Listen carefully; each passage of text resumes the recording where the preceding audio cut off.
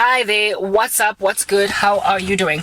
I am trying to explain to you guys how far we have fallen from glory and from grace as South Africa, and literally the devastating travesty of it all.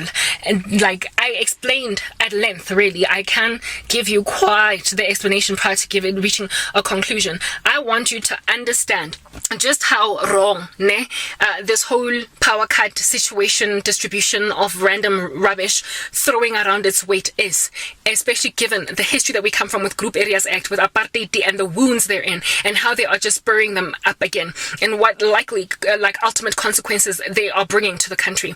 Okay, so Soweto, I mentioned, was a previously Group Areas Act for Black people, a group area for blacks.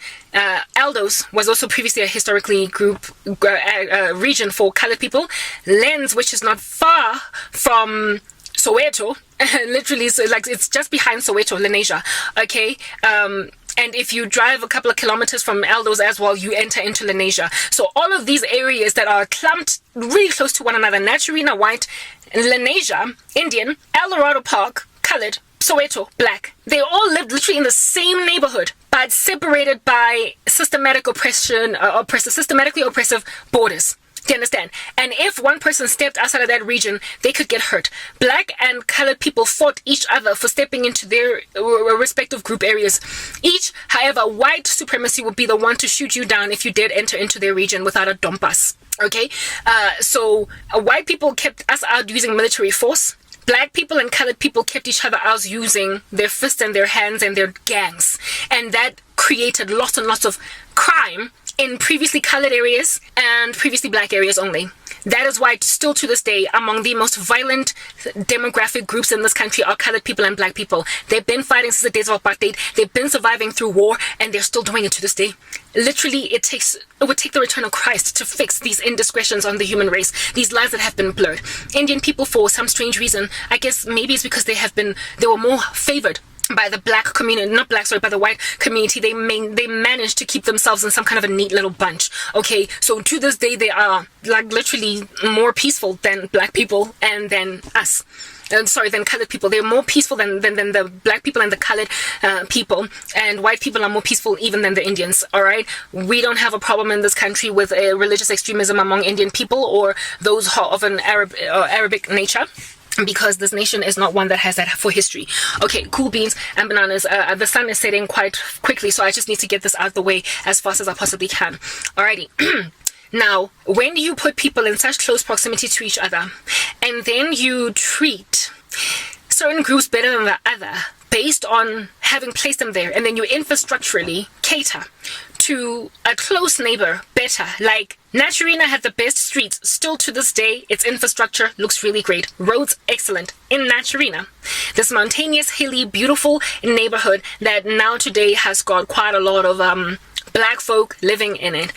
Does not struggle so much with indiscretion when it comes to power. When I was living in Natch, guys, I'm in Rediport right now, right? When I was made to live on Naturina, which was a historically white region, even though there was load shedding all over the country, Naturina, which is now currently largely black, did not struggle with the kinds of power cuts that I was accustomed to experiencing back in the day, when I was still living in my mom's house in Rediport. That is because Naturina's infrastructure was built for white people originally, and to this day is still very strong.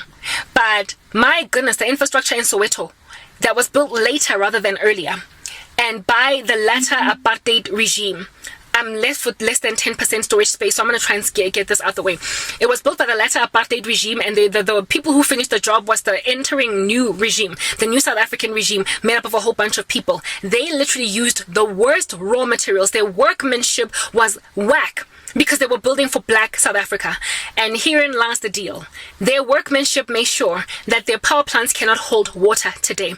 Rarely any service of them, even though they did erect them. They even go so far as to uproot the robot Soweto just so they won't have to keep on. Robots are traffic lights, just so they won't have to continue to maintain them. And so the traffic jams in Soweto are out of this world because of the poor workmanship that was embarked on just to give this electricitized region electricity. Let's just give them electricity since everybody else got electricity first, but let's just like build, something fluffy. So Soweto is dark. Previously black regions are suffering the most under Group Areas Act. And the funny thing is, the electrical infrastructure of Soweto is younger than that of Naturina, of Sandton. It is younger than previously white areas of Rosebank, and yet it is choking it up a storm because of poor workmanship. It needed to be tweaked, it needed to be fixed, it needed to be panel beated so much, and now that there is a power cut crisis in the country, Soweto people are living in the pitch of night. While Eldos is in the pitch, but not nearly as badly as Soweto. While also Lenasia is in the pitch, but not nearly as bad as Soweto and Eldos. And when Naturina is in the pitch, but goodness, they're better off than everybody else because it is a previously white area.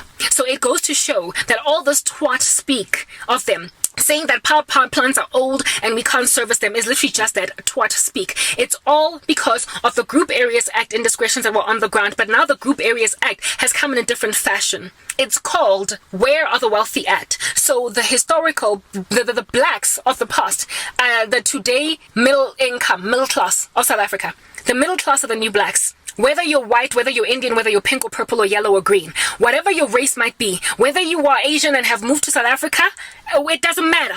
If you are middle class, if you are earning a middle income salary, if you live in a nice little quaint 3-bedroomed apartment in Eden, like Vale, you are the new black. And unfortunately, the new black is living next to Naturina and Lenasia. We are living right next door Sandton. I am in Roodepoort, South Africa. Lighting is really evading me because literally the sun is setting in the worst way, right? The new black is, like I said, the middle class. They are eroding away at the girth of the middle class. And so unless you are really super wealthy, and the new white are the wealthy in this country, are those that have got upper middle class, if not like super like high echelon of society. And they are currently the ones who have got the best infrastructure in the country that is operating optimally in comparison to everybody else. And what that is going to cause is a revolution at the scale of what it is that happened in the days of Apartheid. Literally, it is inevitable. In the absence of Christ coming back, there is going to be a revolt by by people on the ground recognizing that we are in Group Areas, South Africa. Like, whoever is within the middle class is going to violently lament. Like, seriously, in the days of Apartheid, the disadvantaged groups made up the majority of South Africans, and yet they were living in squalor while a small number of people were living in opulence. And that is exactly what is going on right now. Exactly. Except this time we are not segregated by skin color. We are segregated by socioeconomic status. And with that being a thing, you can trust that if at all there is any kind of indiscretion of that nature on the ground, there will be so much unrest that there will be wars, that there will be hostilities between colleagues just based on the fact that, oh, so you live in Sandton and you don't have power cuts. Well, I live in Roodepoort and there are power cuts.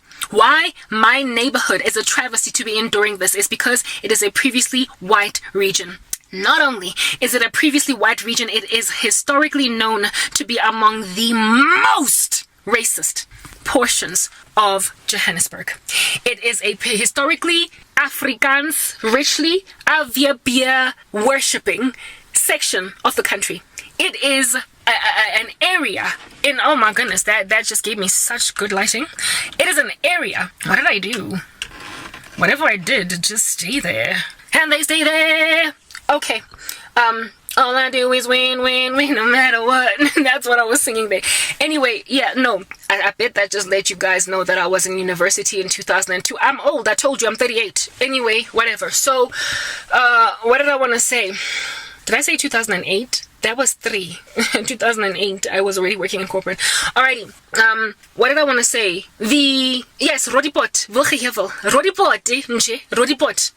This greater area is historically one of the most incredibly violent, racist regions in the country, in the history of Johannesburg apartheid, in the history of Gauteng apartheid. Roodepoort is an Afrikaans term. Not all Afrikaans people are racist, but there were a lot of party leaders that were Afrikaans, that spoke the language, the Afrikaans language, that so severely oppressed black people that now black people synonymize Afrikaans speaking with racism, which is not accurate. Let's move to the next part.